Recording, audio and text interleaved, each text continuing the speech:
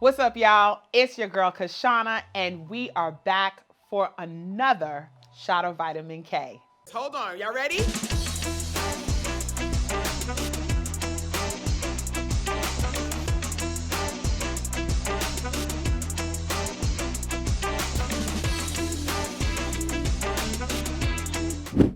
Okay, friends, so I got an email the other day that had me go, pull up and say, I've got to have a conversation with my friends about hiring folks in the digital age. So everybody is not set up with the HR team of their dreams.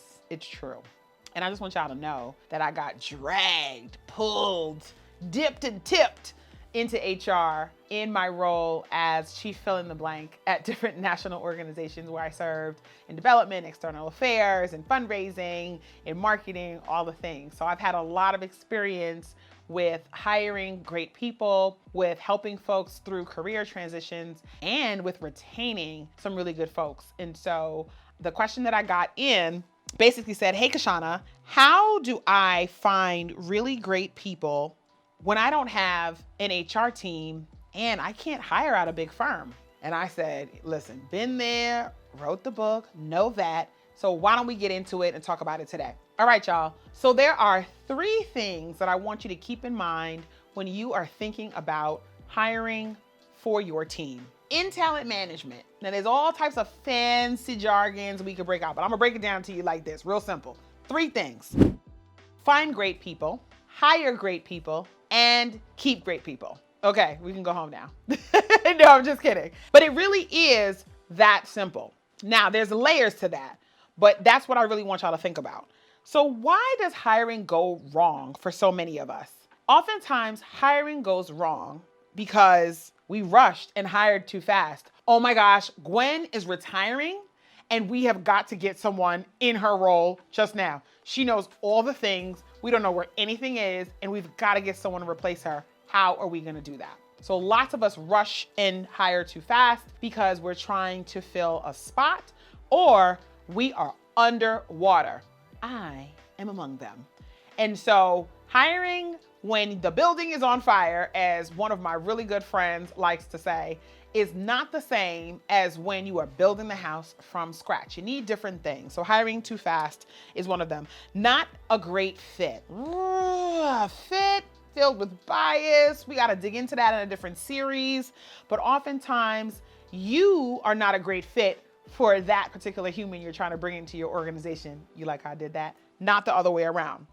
Your expectations are either too low and oftentimes they are out of pocket. By the time you get to hiring, oftentimes you have just stacked and stacked and stacked this imaginary superhuman who's gonna come in and save the day from all of the things that ail your organization or your team. And so your expectations are out of whack and they are not aligned with the goals and the resources that you actually have for that individual to be successful. Let's face it, even though we are in 2021, folks are still not considering diversity, equity, inclusion, and access as a part of the hiring process from the minute you start thinking about what's necessary for your team to be successful, all the way until that person is butts in seat, set up to do a really great job in the flow of their work, which oftentimes happens on the other side of hiring, well into 6 months in. And then last, and this is gonna hurt some of y'all feelings, so listen, you don't know how to keep your people. It's you, my friend. Either you have not been equipped with understanding how to retain really amazing people, you have not taken the time to learn what it takes to become a better manager, or you, in fact, are just too busy doing. And lastly, and people don't want to tell you this, so I'm gonna say it to you, you're just plain old mediocre. Okay, some of us are in the management seat and we don't belong there. We don't deserve it. Okay, you got it because of who you know, not because of what you know. So why do we need good people? It elevates our organization's brand.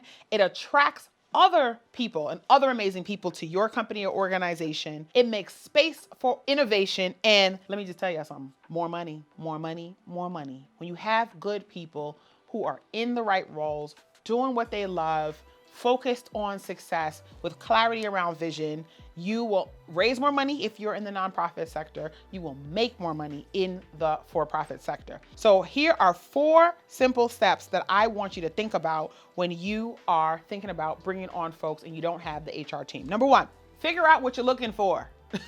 Captain Obvious. But do you know we skip that? We actually skip right to the pen and paper without taking that time to step back. Where are we on our path to goal right now?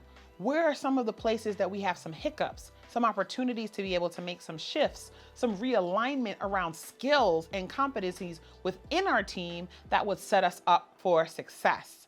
And so figuring out what you're looking for, both from a competency perspective and from a success perspective, is so critical in being able to find the person you want. The second thing I want you to be thinking about doing is understanding how to create a job description that actually excites you. Y'all, have you read these job descriptions in these days? Some of them read like an obituary, okay? The company was here and they lived and they're dying, but we want you. Or you want candidates to be grateful for the crumbs that you're throwing their way in terms of an ambiguous job description that is really just a list of all the tasks they're gonna have to do and not the responsibilities that they are actually charged with. And so really putting together a job description that says, here's why it's so exciting to work here. Here's what you're gonna be charged with doing. Here's the opportunity that we see before you, and this is you if you have these types of core competencies and some of these experiences that will allow you to be successful. And so when I think about job descriptions, I'm looking for that all the time. And then number 3, pull out the shiny bells and whistles, friends. Market your company or organization. It doesn't matter if you're teeny tiny or a huge behemoth. And if you're watching this particular video, you're probably teeny tiny. So think about what is exciting about your company or organization. What makes your current employees go, oh, I love it here. Oh, it is great here. Is it about the city you're in? Is it about the way you give back? Is it about your company culture and how you put employees first? Is it the ways in which you help your professionals within your organization to grow? What about your organization is exciting? Is it a new growth opportunity you're stepping into? So thinking about how to market to the folks who go, I like that. And your optics matter. And so when somebody like me, y'all know I'm Black, right?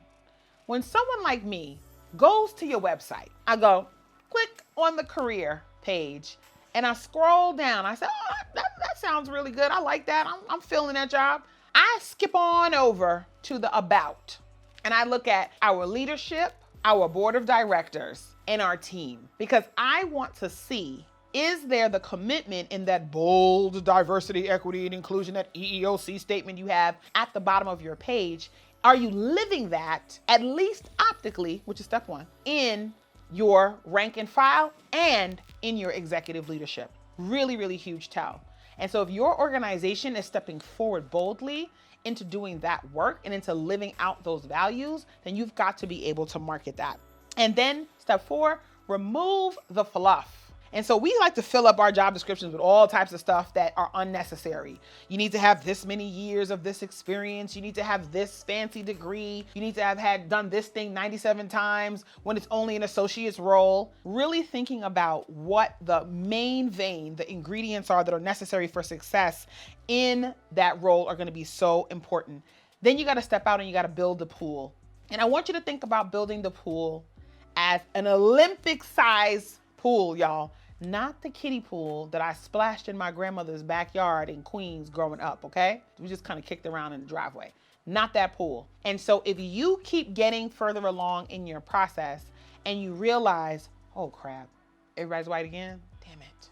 Then you actually have to go back and widen that pool. You have to widen the networks of folks you're talking to. It's not enough to post on LinkedIn and go, this new opportunities here in my organization. Let me know if anybody's interested in your networks. Your networks are actually as close in as you are. So if your networks are not, in fact, diverse with lots of different types of professionals, not just your 1 degree, but 2 and 3 degrees out, then in fact, you are gonna find yourself with a very, very narrow pool.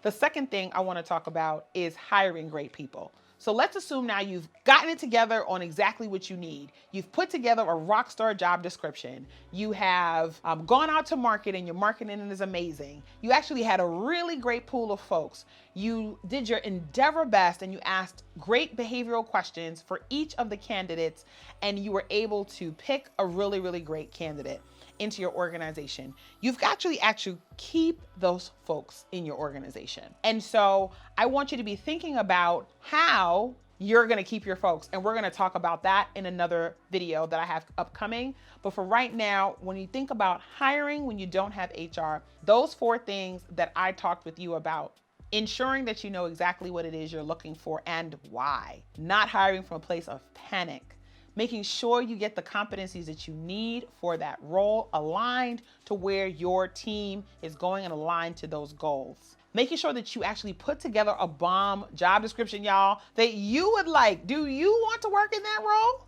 And that you market the role for the types of folks that you want to be jumping up and down, excited to have conversations with you. And then lastly, ensuring that you have a pool that is Olympic sized of diverse candidates who can do the job. And we're gonna come back and we're gonna talk about what you need to do once the person gets in the role. But for now, that's what I've got. If you have other things that you like to do when you are thinking about hiring when you don't have HR, I wanna know about it so we can talk about it here. So if you liked what you heard so far, please make sure you like, you share, and you subscribe to this channel so that you can be the first to know when we're back with another episode. Well, that's all I've got, friends. And this has been another shot of Vitamin K.